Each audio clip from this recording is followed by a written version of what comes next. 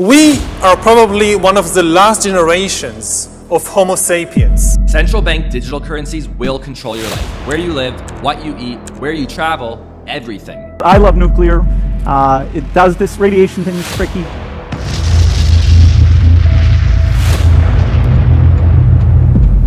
To adopt that kind of course in the nuclear age would be evidence only of the bankruptcy of our policy or of a collective death wish for the world. This is the most urgent existential threat facing the American people in the world today. This is the Great Reset.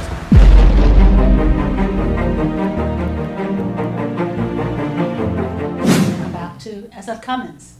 We are delighted to bring you this segment, Build Back Better. You own nothing, be happy. We have a special guest, Tessa Letta, a world-renowned artist, performer, and writer. Tessa is a classically trained pianist and singer fronting the band called Tessa Makes Love. Tonight we will attempt to connect the dots. The world is in transition, never seen before. Humanity is facing an existential threat. Build Back Better is part of the Great Reset.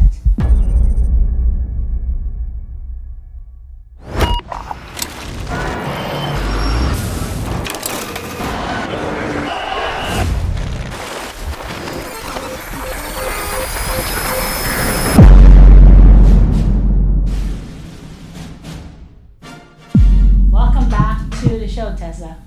Oh, it is such a joy to be back, and you are very kind. Thank you so much. And then 2020 happened. All those sci-fi initiatives that were transhumanist, that were anti-human essentially, that all of a sudden they started actually trying to implement that. Welcome to Tesla AI Day 2022. Should we bring out the bot? You ready? Let's go.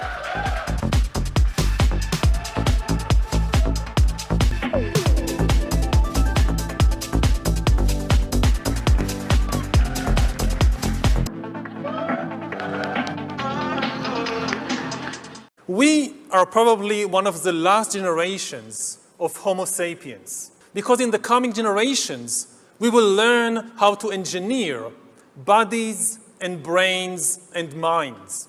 Now, how exactly will the future masters of the planet look like? This will be decided by the people who own the data. Now, why is data so important? It's important because we've reached the point when we can hack not just computers, we can hack human beings and other organisms. Now, what do you need in order to hack a human being? You need two things. You need a lot of computing power, and you need a lot of data, especially biometric data. And the tech companies, they got everything that they were trying to get for years and 1,000 times more, as far as bringing kids to class online, that they were trying to do forever. They were trying to eliminate traditional education and make everything online so that it's surveilled, and so that they prepare the physical world for being surveilled as well. People in the mainstream were laughing at the notion that there would be vaccine passports. Of course, now it's fully implemented.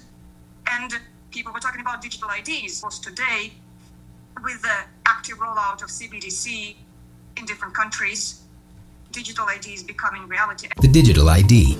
Instead of carrying your normal ID or passport, you will soon have a digital ID that you will use for every aspect of life. To access healthcare and other vital services, to check into hotels and book international flights. You will use your digital ID to handle your taxes. Everything will be connected to your digital ID. All for your safety and convenience, of course. I mean, it only makes sense, right? Most of us have one email we use for our entire online lives. Why not have the equivalent of that for our physical lives? As Klaus Schwab said, quote, "In the near future, similar monitoring systems will also be applied to the movement and tracking of people," end quote. From where you go to shop, to what you eat, to the trips you take. They will track your habits and behavior every second of the day. Well, Amarova, who was Biden's nominee actually, and she wrote a legal paper, a white paper, but very serious given her position. And she was proposing not only moving everybody's money to the Fed and essentially moving all the banking to the Fed, but also in of quote-unquote emergency, the ability of the Fed to limit like what people can withdraw and how people can use their money. And of course, it's sold as an emergency, but now I think in New York we have 3 emergencies formally going. One for COVID, one for monkeypox, and one for polio. And they are kind of nonsensical emergencies because they're no emergencies. So at any point they can say, oh, we have an emergency, and then here goes your money. Bank for International Settlements, saying that famous clip that I'm sure you've seen, where he says out of his own mouth that when people spend cash, then we cannot really see what they're doing with it. But if we have the digital currency, the CBDC, then we can easily track it and it can also be programmable. So at any point, they can say, okay, so you can't spend it further than 5 miles from your house, so you can't spend it on meat, or you can't spend it on whatever. Your carbon footprint is too high, you cannot spend it at all. And there's also an initiative, economy by MasterCard, and so it's completely official, where they're saying, oh, we're going to give you credit cards that help the planet, that monitor your carbon footprint of your spending, and then if your carbon footprint is too high, we're going to turn it off. So the chairman of the central bank in Minnesota said it. Well, he said that if I want to send money now to somebody, I can use Venmo. So he was actually criticizing this whole CBDC initiative. And he said, so I can use Venmo and send it now. So what is the actual benefit? And he said he has been asking this question. Nobody was able to answer with anything specific. The politicians and the corporate investors and the top financial people who are actually proposing things that are completely sci-fi, crazy, and clearly going to hurt the people. Federal Reserve Chairman Powell said that would mitigate the inflation. But then on the other hand, he says, well, we have to soften the labor market. And since he made that statement, tax on hold, all of these major corporations are now laying people off. He is trying to balance the books on people's backs so that you will have incredible layoffs, unemployments, and at the same time, BlackRock, who is the biggest asset manager in the world, managing $10 trillion in assets, have bought residential properties, overbid people who are just mom and pops trying to buy houses, and now suddenly you got housing that are untouchable, that in San Francisco, 1 bedroom is like $3,600. Who can afford that? The land grab and the general asset grab, although I don't feel like the word asset because it's too soulless, but the asset grab, it's clear it's happening before our eyes, and it is not historically unprecedented either, because typically theft on a large scale is accompanied by propaganda and very soft-sounding rhetoric. The Bolsheviks did it. They said land to the peasants, factory to the workers. Of course, they took everything from everybody in the end. So here, a lot of the reforms are happening here to help the inflation. I mean, like, why do we have inflation? We have inflation because they printed a ton of money.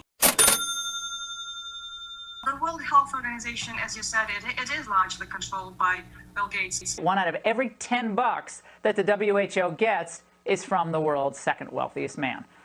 So should we be concerned about how much one man has maybe an outsized influence with an obviously corruptible entity such as the WHO? From what I was told by Mary Oda-chan, who used to work for the United Nations and who is a very brave human being, so she says that the World Health Organization is one of the few agencies under the UN that are not really accountable to anybody except their donors. That makes it a very easy ground for crime of any sort, because if they're not formally accountable to anybody except their donors, it would take very honest donors to keep them accountable. Well, here's an interesting tie. So Bill Gates, for the longest of times, wanted to have the World Health Organization declare coronavirus a pandemic.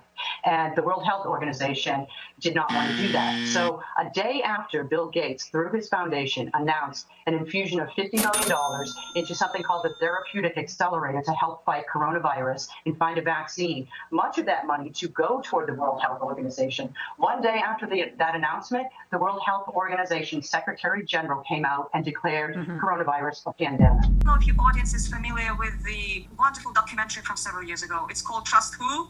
What I have found out is shocking and far exceeds my initial suspicions. What is worrying is that a small group of companies have attempted to subvert the process by which WHO is run. That was a pre-pandemic documentary, and it was talking about the corruption in the World Health Organization in regards to, first, the tobacco industry. It was discovered in the tobacco documents that they had placed moles at WHO. They had people in there who would alert the tobacco industry to every move that WHO was planning. Then the nuclear industry, and interestingly, Bill Gates, in fact, said in one of his talks that nuclear is his favorite baby. I love nuclear. It does this radiation thing is tricky, but they're good solutions, you know. The World Health Organization has been suppressing the dangers of the nuclear accidents for quite a while, and that documentary, Trust Who, it documented that particular type of corruption in great detail. And I suspect that they were pressured by the nuclear industry, but I don't know for sure.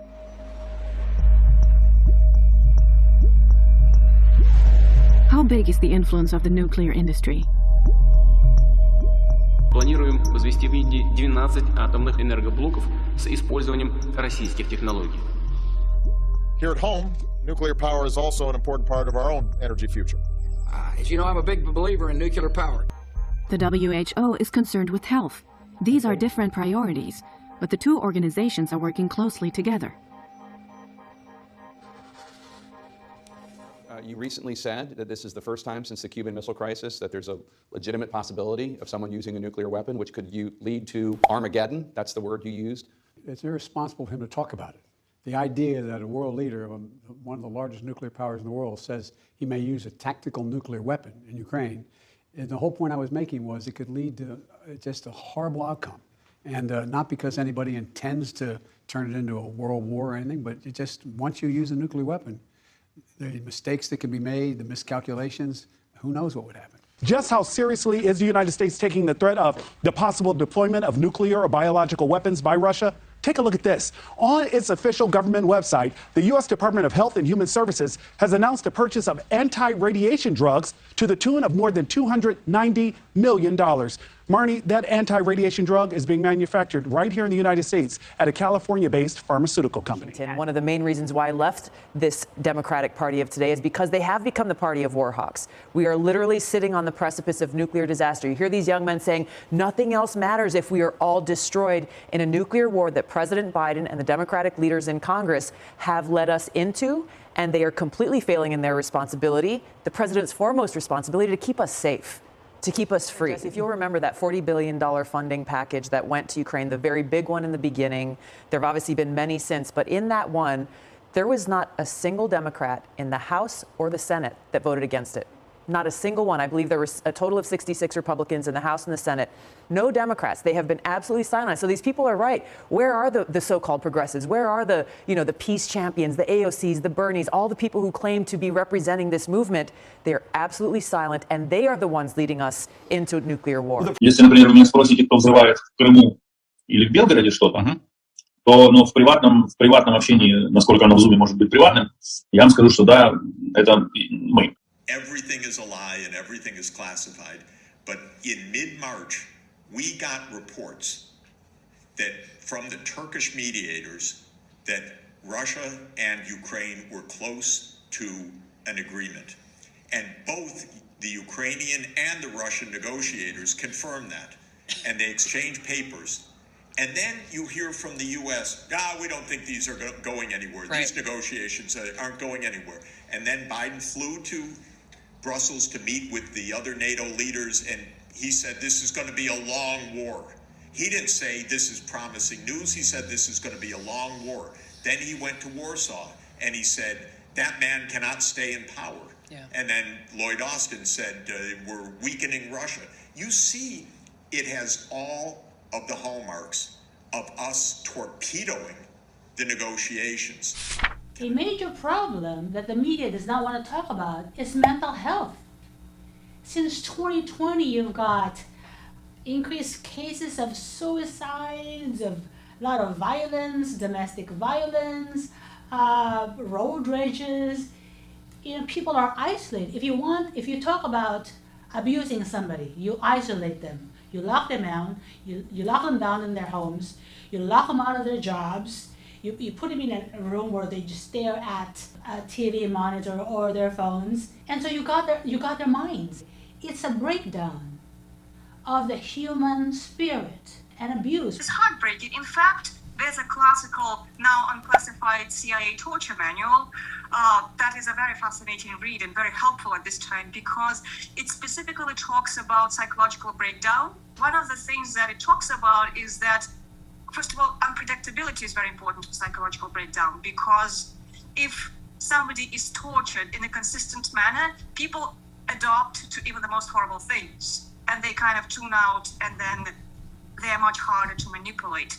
But if it's random, if it's, like good guy, bad guy, today there's some hope, tomorrow there's total lack of hope, and unpredictable schedule, unpredictable everything, then people's spirit gets broken down. And then maybe they are more inclined to bond with a proverbial, good cop. And it's cynical. And that very technique was applied not to some criminal, it was applied to the entire population, especially the Western world. There's a reason why Winston Churchill once said, "Never let a good crisis go to waste." It's because when there's a crisis, when the masses are suffering, they beg for a savior, they beg for a solution. And they'll listen to just about anyone who has the guts to stand on a podium and point out who the evil bad guy is, while offering a convenient solution. In this case, it would be restructuring democracy as we know it. This is what you need. The perfect crisis to give the world a little reset. There is an effort to flaunt the destruction of the rule of law. When you have the deep state involved in violating the rights, raiding political opponents and journalists, I thought that just happened in Banana Republic. But now it's just being normalized. You have the DOJ, Department of Justice, the FBI, the CIA, funded by the taxpayers in the government, flaunting violations of the Constitution, and it's supposed to be normalized because they hate the person? They are destroying the law and order. They are trying to make Constitution essentially uncool. Bringing in robotics.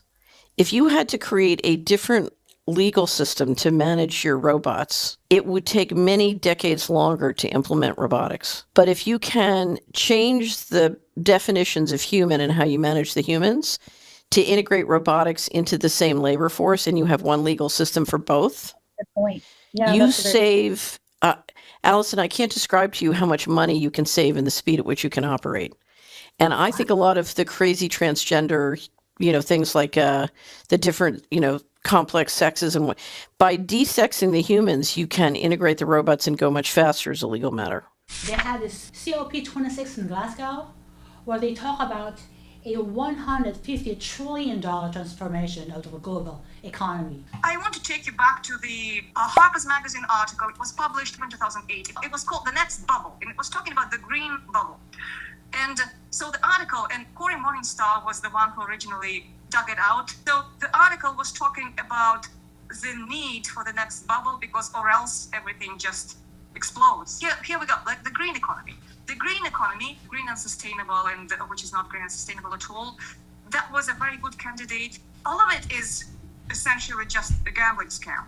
It is just yet another way of taking from the poor, already poor, and channeling it to the ones who are already rich. The industry is polluting horribly, it's poisoning us horribly. But they're not talking about geoengineering.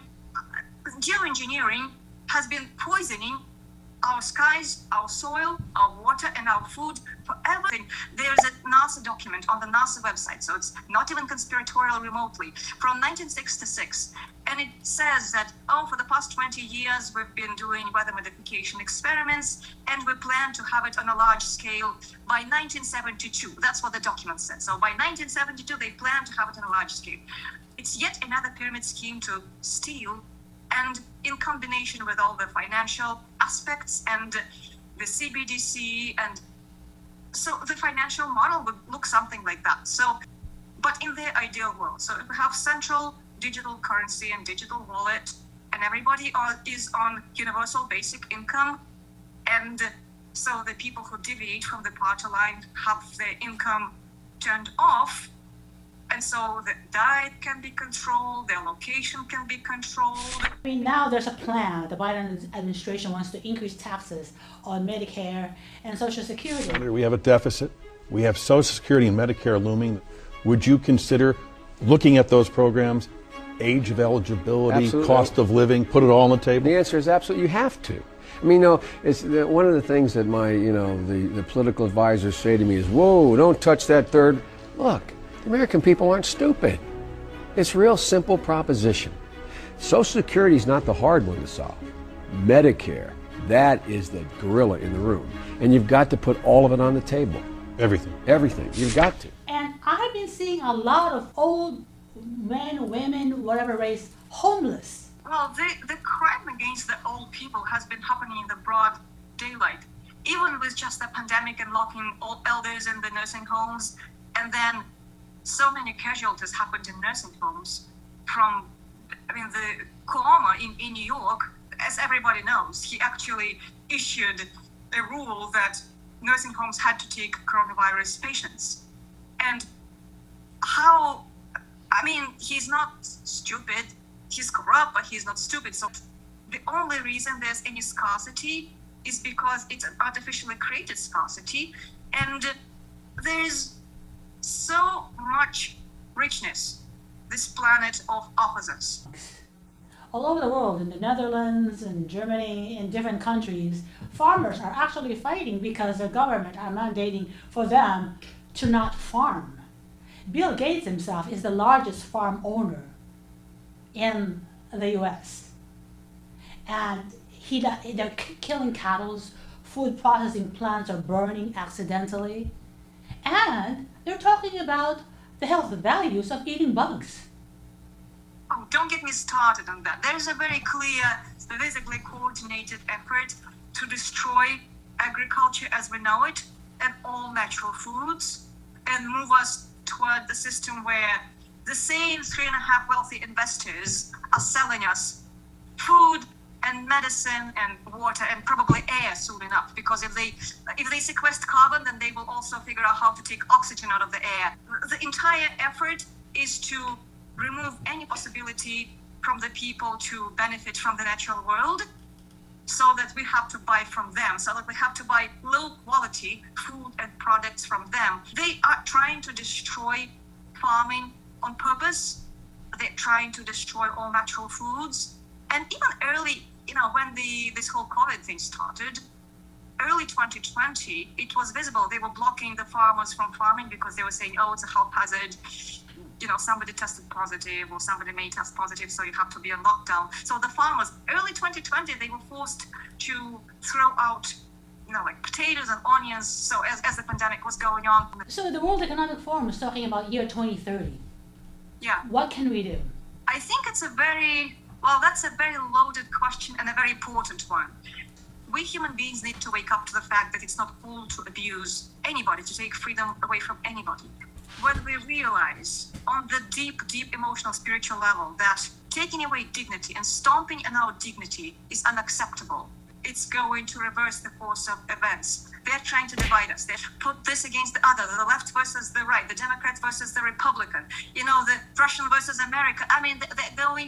They're dividing people on purpose. As long as people are divided, they are likely going to win. So I think the critical thing to do is to remember that we, common people, truly are in this together in many ways. Being educated and trying to understand the big picture is critical. There are many brave people in the freedom community, such as yourself, who are trying to use their expertise towards fighting against the Great Reset. And they're farmers and lawyers and activists and writers and artists and doctors, all very brave people going against the grain. And doing that is critical. But I think that in addition to all the things that each of us can do in our own environment, using our own strength and our own skills and expertise, it's really important to awaken our spirits and our hearts. We must conduct our affairs in such a way that it becomes in the communist interest to agree on a genuine peace, and above all, while defending our own vital interests. Nuclear powers must avert those confrontations which bring an adversary to a choice of either a humiliating retreat or a nuclear war. To adopt that kind of course in the nuclear age would be evidence only of the bankruptcy of our policy or of a collective death wish for the world. Ladies and gentlemen, thank you for joining us again. This is Myrna Lim with SF Commons. Thank you so much for joining us. Good night.